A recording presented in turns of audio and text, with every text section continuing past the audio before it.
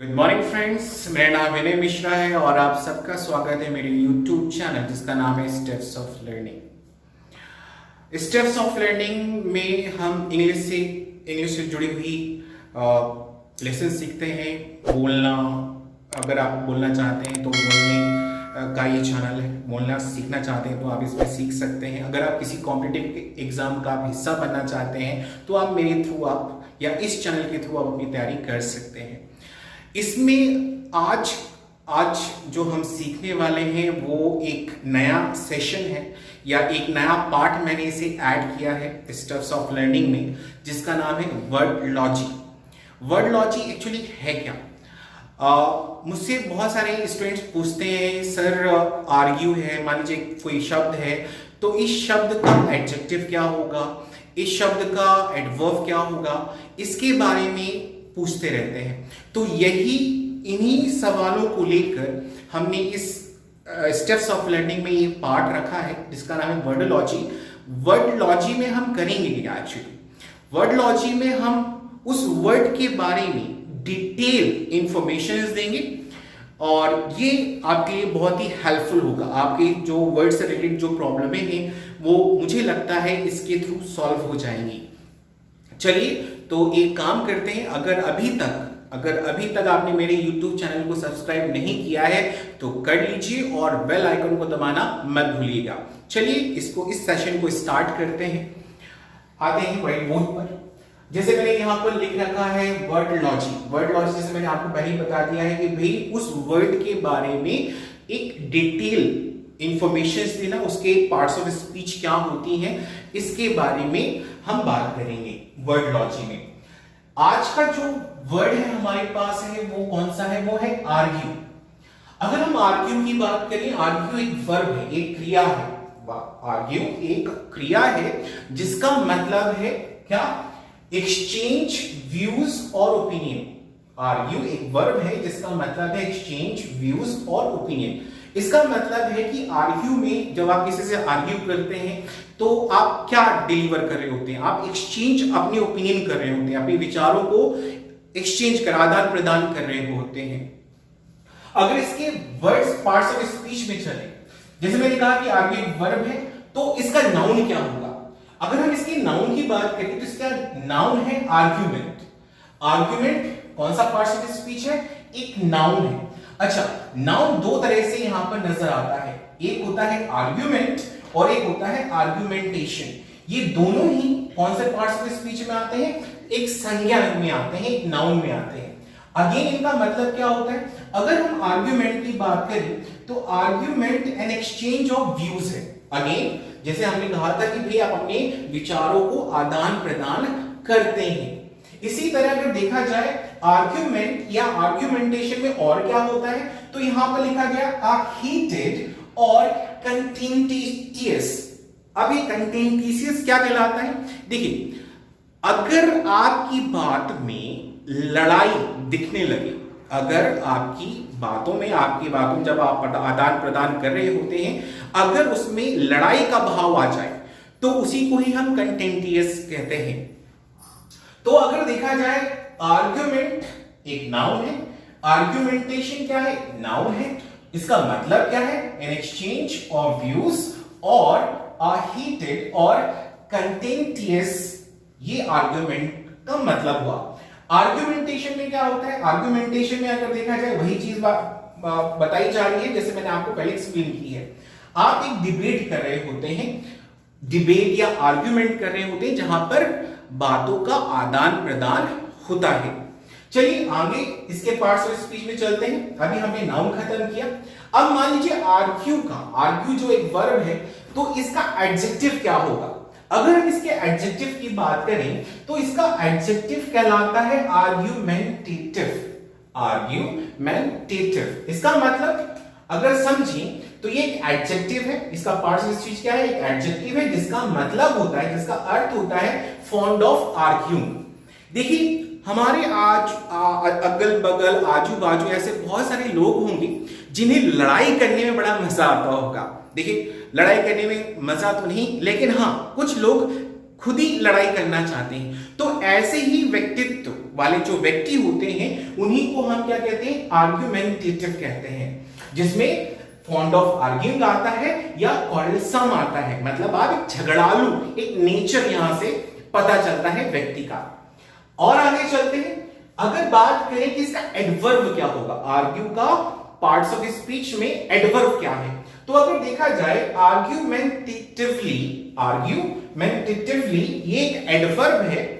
इस एडवर्ब की अगर बात की जाए जिसपे जैसे कुछ एडवर्ब होते हैं जो हमेशा ly पर खत्म होते हैं।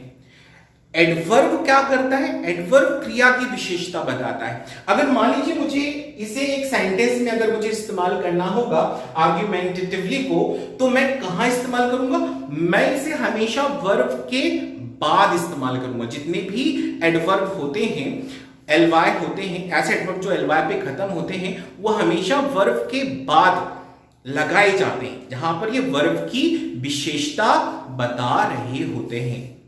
तो ये रहा इनका एक पार्ट्स ऑफ स्पीच। हमने अभी जो सीखा है वो आर्ग्यू का पार्ट्स ऑफ स्पीच सीखा है। चलिए अब बात करते हैं आर्ग्यू के सिनोनिम्स की, और इसके बाद हम देखेंगे आर्ग्यू के एंटोनिम्स मतलब अपोजिट वर्ड की। तो अभी बात करेंगे कि आर्ग्यू के सिनोनिम्स क्या कहलाते हैं, मतलब सिमिलर वर्ड कौन से होते हैं। चलिए आते हैं बोर्ड पर। आर्ग्यू जैसे मैंने आपको बताया था कि भाई आर्ग्यू में क्या होता है, आप अपनी बातों का आदान प्रदान कर रहे हैं, मतलब एक्सचेंज योर व्यूज और ओपिनियंस। अब मान लीजिए कि अगर आपसे कोई पूछे कि भाई आर्ग्यू के सिनोनिम्स क्या होते हैं या आर्ग्यू के सिमिलर वर्ड क्या होते हैं, तो चलिए पता करते हैं कि इसके सिमिलर वर्ड होते क्या हैं। अगर देखा जाए इसका सिमिलर वर्ड होता है कंटेंट। इसका पहला शब्द क्या है, कंटेंट होता है। कंटेंट का मतलब क्या होता है, कंटेंट का मतलब है asserted something as a position in argument। मतलब अगर देखा जाए कंटेंट का मतलब होता है कि कहीं ना कहीं अपनी बातों पर जोर देकर, जब अपनी बातों को जोर देते हैं तो वही क्या कहलाता है, asserted कहलाता है। asserted का मतलब हुआ अपनी बातों को जोर देकर कहना। अगर दूसरी बात की जाए कि भाई इसका दूसरा सिनोनिम्स क्या है, सिमिलर वर्ड क्या है, तो इसका दूसरा सिमिलर वर्ड होता है डिक्लेयर। डिक्लेयर मतलब घोषणा करना होता है, जैसे हिंदी में अगर बात की जाए। अब अगर डिक्लेयर को डिफाइन किया जाए इंग्लिश में तो हम उसे क्या बोलेंगे, formally announce the beginning of a state. मतलब आप डिक्लेयर में क्या कर रहे हैं, आप औपचारिक रूप से अनाउंस कर रहे होते हैं, है ना, किसी की दशा या अपनी दशा को बता रहे होते हैं। अगर आगे बढ़े तो भाई आर्ग्यू का सिमिलर वर्ड क्या होता है, मेंटेन भी होता है। मेंटेन तो आपको पता है, मैं ज्यादा इस पर बात नहीं करूंगा, जिसपे कुछ नहीं लिखा है इसका मतलब वो आपको ही पता है, इसलिए मैं उसे बताने की कोशिश नहीं करूंगा। तो आर्ग्यू का सिमिलर वर्ड होता है मेंटेन। फिर उसके बाद अगर आया जाए तो होता है स्टेट। आगे चलते हैं, अगर आर्ग्यू का देखें और सिमिलर वर्ड क्या होते हैं, तो सिमिलर वर्ड है प्रोक्लेम करना। क्या कहना, प्रोक्लेम। अगर देखा जाए प्रोक्लेम का मतलब होता क्या है, प्रोक्लेम का मतलब होता है अनाउंस पब्लिकली और ऑफिशियली।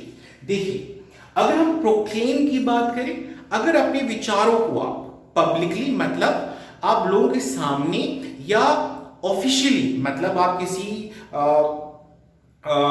किसी कार्यालय में जाकर अपनी बातों को प्रकट कर रहे हैं, तो ये सब चीजें किस में लागू होती हैं, प्रोक्लेम में होती है। प्रोक्लेम का मतलब है अब अपनी बातों को पब्लिकली या ऑफिशियली कर रहे हैं, आदान प्रदान कर रहे होते हैं। आगे चलते हैं, आगे है इसका सिमिलर वर्ड क्वारल। क्वारल तो आप लोगों को सभी को पता है, क्वारल मतलब होता है फाइट करना, लड़ाई करना। तो भाई अगर आप बातों की लड़ाई कर रहे होते हैं तो वो क्वारल कहलाता है। इसी तरह आगे चलते हैं, नेक्स्ट सिमिलर वर्ड क्या है, नेक्स्ट सिमिलर वर्ड है फाइट। फाइट भी आप लोगों को पता है कि भाई आप लड़ाई कर रहे होते हैं, आर्ग्यू कर रहे हैं, बातों का आदान प्रदान कर रहे होते हैं। सबसे इंटरेस्टिंग वर्ड जो है, जो मोस्टली कॉम्पिटिटिव एग्जाम में पूछा जाता है कि भाई स्क्वॉबल। स्क्वॉबल का मतलब क्या होता है। अगर हम स्क्वॉबल का मतलब देखें तो आप ये कह सकते हो क्या था, वो आर्ग्यू था, प्रोक्लेम है, फाइट है, मेंटेन है। लेकिन स्क्वाबल अगर उसकी डीप नॉलेज की बात करें, डीप ज्ञान की बात करें, तो उसका मतलब होता है कि भाई आप लड़ाई कर रहे हैं, लेकिन लड़ाई कैसे कर रहे हैं? शोर मचाकर कर रहे हैं, सबको बुलाकर अगर आप बातें कर रहे होते हैं तो वो क्या कहलाता है? स्क्वाबल कहलाता है। तो इसमें लिखा गया है quarrel Noisli over a trivial matter. अभी ट्रिवियल क्या कहलाता है? ट्रिवियल मतलब होता है छोटे मोटे मुद्दों पर आप है ना बातों का आदान प्रदान कर रहे हैं, लड़ाई कर रहे हैं, लेकिन उसमें शोर बहुत हो रहा है। तो ऐसे ही शब्द को हम क्या बोलते हैं? इसी को कौन डिफाइन करता है? स्क्वाबल डिसाइड करता है। स्क्वाबल का मतलब आप क्या कर रहे हैं? लड़ाई कर रहे हैं, शोर मचाकर। आते हैं नेक्स्ट है हमारा बिकर। बिकर भी अगर देखा जाए कॉन्टेटिव वर्ड है, जिसका बारे में पूछा जाता है कि इसका सिमिलर वर्ड क्या होगा, तो आप कह सकते हैं बिकर का सिमिलर वर्ड क्या होता है? स्क्वबल होता है, फाइट होता है, क्वारल होता है ना, आर्ग्यू होता है। तो अगर देखा जाए बिकर स्पेशली किस चीज के लिए बना है, तो बिकर का मतलब होता है argue about a petty and trivial matter. Again अगर देखा जाए कि भाई बिकर का मोस्ट सिमिलर वर्ड कौन सा होगा, तो आप कह सकते हो कि वो क्या है? स्क्वाबल है, जिसमें दोनों की बातें एक जैसी पता चले कि भाई बिकर और स्क्वाबल में होता क्या है कि भाई छोटी बात पर आप क्या कर रहे हो? लड़ाई कर रहे हो, बातों बातों लड़ाई कर रहे हो, जिसमें शोर बहुत होता है। तो इसी को हम बिकर या स्क्वाबल कहते हैं। अभी हमने जो सीखा वो आर्ग्यू के क्या थे? सिमिलर वर्ड थे।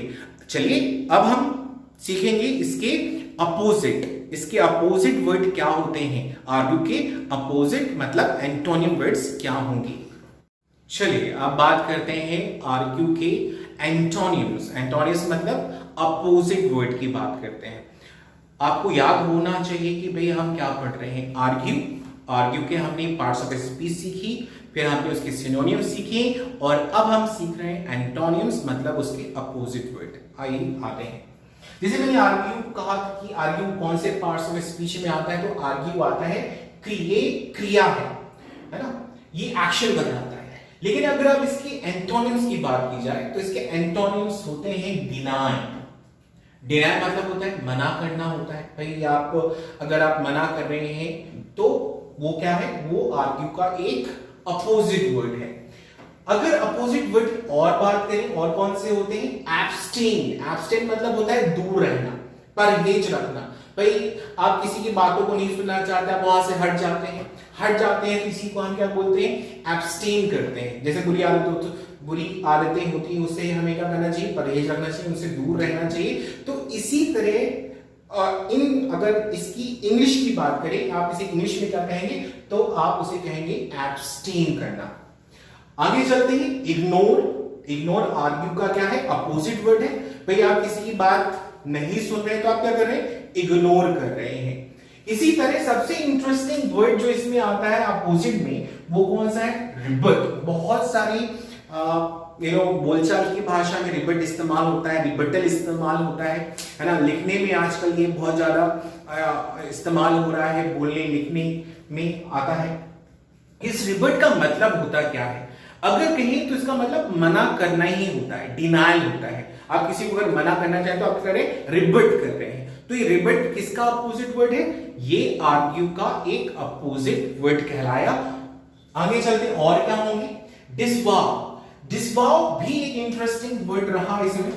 डिसवाव अगर इसका प्रोनाउंसिएशन देखिए, यहां पर लिखा है डिसवाव क्या है? एक आर्ग्यू का एक अपोजिट वर्ड है, मतलब आप उसकी बात को नहीं सुन रहे हैं। इसी तरह आगे चले ऑब्सक्योर भी एक इनमें से इंटरेस्टिंग वर्ड है, जो आर्ग्यू का क्या है? अपोजिट वर्ड कहलाता है। अगर देखिए डिसवाव और ऑब्सक्योर कहीं ना कहीं मोस्ट सिमिलर में काउंट किए जा सकते हैं। आगे चलते हैं डिसअप्रूव करना।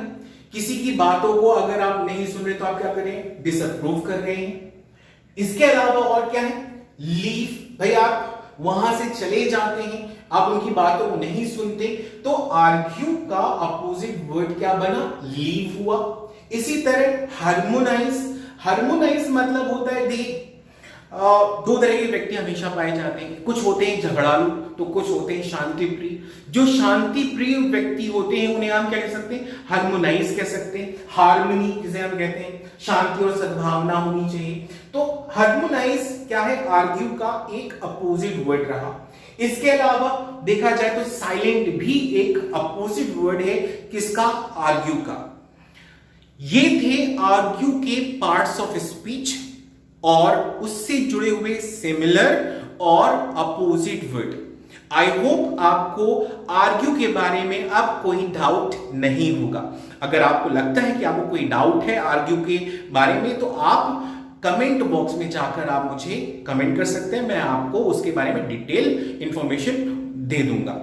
लेकिन अभी तक अगर मेरे YouTube चैनल को सब्सक्राइब नहीं किया है तो कर लीजिए, जिसका नाम है स्टेप्स ऑफ लर्निंग, और बेल आइकन को दबाना मत भूलिएगा। ये वर्डोलॉजी जो है वो रोज होगी। अब हम हर रोज किसी न किसी वर्ड का पार्ट्स ऑफ स्पीच, उसके सिमिलर और उसके अपोजिट वर्ड के बारे में जानेंगे।